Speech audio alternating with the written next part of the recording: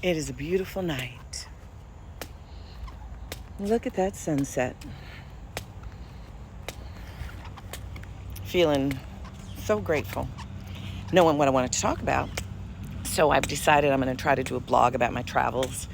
And I was listening to some news today, and I've been so thrilled to hear South Africa, Julius Malema talking about what has to be done in the revolution, and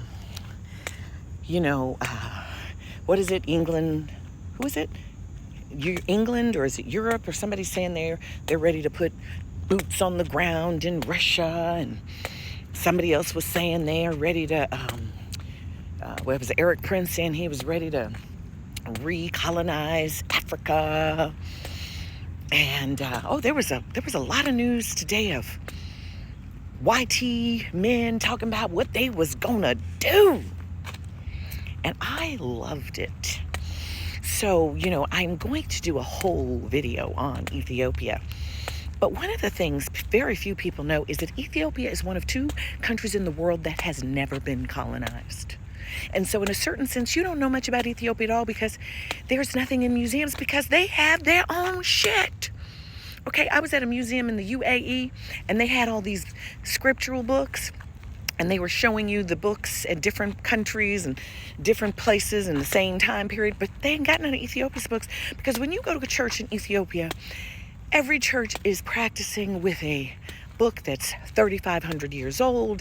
It's written on goat skin in the original language of Giz. Okay, so, things that aren't in museums, you might think they don't exist, but there are whole worlds that exist, but the YTs just don't have access to it, especially when you think about indigenous Americans. They don't even tell their stories, okay?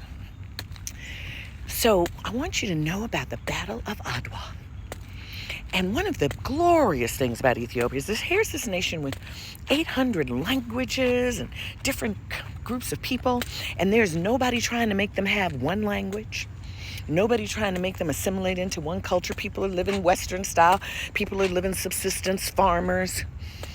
They do have occasional civil wars, but siblings fight, parents fight, husbands and wives fight. So there's nothing wrong with people having internal fighting and not agreeing about things, or who owns this or who did that. That's just some normalness, okay? Don't let them pathologize every time somebody has a civil war and they think they need to go rescue somebody, okay?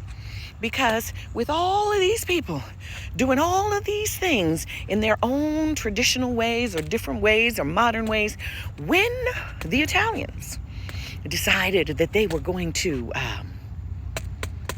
try to colonize Ethiopia, all the different tribes from all the different places in the world, including the women, they all came together fighting in their own ways. There was no centralized command, nobody leading the charge. And they kicked the Italians' butts. You know how long that war lasted? 1 day. 1 day. The Battle of Adwa. The varied groups and communities and cultures within Ethiopia came together to make sure that they were not colonized. Okay? And now I recall why this was on my mind, because I think that 45, 47 had been speaking some words that I've heard it quoted to Mussolini, I've heard it quoted to Napoleon, that when you're saving the country, you cannot break any laws. And Mussolini, he came in again and tried to colonize Ethiopia. They stayed for a few more years, and I think they have a little area called Somaliland where people speak Italian, but they did not succeed. So, they can woof all they want. Woof, woof, woof. But can they back it up?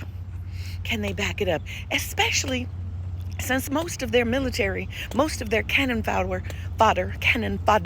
has been our children. They wanted to just be YT men. Please, please, please have a military of only YT men. Oh, every global South mother's dream. Yes, Lord, make it be so. Make it be so. Make it be so. And y'all remember the Battle of Adwa. We ain't got to have no central command. We just all know what the assignment is, and we get the job done.